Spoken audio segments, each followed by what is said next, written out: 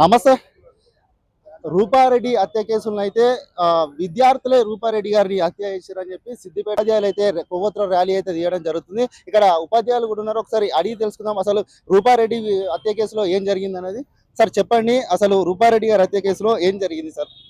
రూపారెడ్డి హత్య case first అయితే చాలా మంది మీద డౌట్స్ వచ్చి ఒక వారం రోజులు పోలీసులు విపరీతంగా ప్రయత్నం చేయగా ఒక చిన్న క్లూతోని బాబు అనే సౌండ్తోని స్టూడెంట్స్ అయి ఉంటారనే ఉద్దేశంతో స్టూడెంట్స్ మీద ఇన్వెస్టిగేషన్ చేస్తే ఆ స్కూల్లోనే చదివే 10th క్లాస్ విద్యార్థులు ఈ దారుణాన్ని కొడిగట్టారు. ఈ సమాజంలో పిల్లలు ఇలా తయారవడం అనేది మంచిది కాదు. తల్లిదండ్రులు కూడా జాగ్రత్తలు తీసుకోవాలి. విద్యార్థులకు ఉపాధ్యాయులు కూడా మంచి శిక్షణ ఇవ్వాలి. ఈ మార్పు తీసుకురావాలి. మార్పు తీసుకొస్తేనే సమాజం బాగుపడుతుంది, లేకుంటే భవిష్యత్తు లేదు అని మా ఉద్దేశం. చూడండి, విద్యార్థులను మందలించడం తోటి రూపారెడ్డి గారి మీద హత్యకు పాల్పడారని చెప్పి చెప్తున్నారు. సార్ చెప్పండి, రూపారెడ్డి గారిని విద్యార్థులే హత్య చేశారని చెప్పి ఇన్వెస్టిగేషన్ లో కూడా తేలింది. దీనికి స్పందన ఏంటి సార్?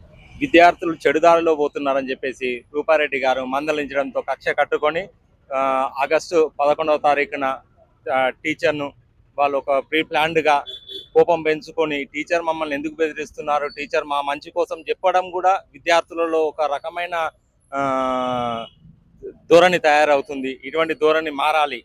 టీచర్లు పిల్లలకు శత్రువులు కాదు, పిల్లల భవిష్యత్తుకు తన భవిష్యత్తు అడ్డుకట్ట వేసి వారి జీవితాల్లో వెలుగు నింపేవారే టీచర్స్. విద్యార్థులు కలిసి టీచర్ మందలించడం తోటి టీచర్ పైన కక్ష పెంచుకొని ఇట్లా టీచర్ని హతమార్చారు. అసలు సమాజం ఎటుపోతుందని అయితే అంటున్నారు. ఇక్కడ మహిళా ఉపాధ్యాయులు కూడా ఉన్నారు. ఒకసారి వారిని కూడా అడిగి తెలుసుకుందాం. మేడం చెప్పండి, ఈ రూపారెడ్డి హత్య కేసులో విద్యార్థులు ఇట్లా చేశారంటే అసలు ఏం సమాధానం చెప్పాలనుకుంటున్నారు? సార్, విద్యార్థులు అలా చేశారంటే మొక్కై వంగని మానయ్య వంగున అన్నట్టు తరగతి గదిలోనే విద్యార్థి అలా చేసినప్పుడు తనని దండించడం ఉపాధ్యాయురాలుగా అది ఏంటంటే నేటి విద్యార్థులే రేపటి భారతీ పౌరులు కాబట్టి మేము క్లాస్ రూమ్ లోనే వాళ్ళని దండించడం జరుగుతుంది. అలా అని చెప్పేసి ఉపాధ్యాయుల మీద కక్ష కట్టుకొని కక్ష సాధింపులు అనేది జరగడం కాదు. ఉపాధ్యాయుడు దండిస్తున్నాడు అంటే వాళ్ళ విద్యార్థి ఎదుగుదల కోసమే దండిస్తాడు, కానీ కక్షపూరితంగా దండించడం అనేది జరగదు సార్. ఓకే, నేటి పౌరులు ఏం చెప్పదలుచుకున్నారు సమాజానికంటే విద్యార్థులారా అందరూ ఉపాధ్యాయులు దండించడము, మీ తల్లిదండ్రులు మిమ్మల్ని ఏ విధంగా అయితే ఒక తప్పు చేస్తే మిమ్మల్ని దండిస్తారో అదే విధంగా ఉపాధ్యాయులు కూడా క్లాస్ రూమ్ లో మీరు హోంవర్క్ చేయకపోవడం వల్ల ప్రాజెక్ట్ చేయడం వల్ల దండించడం జరుగుతుంది.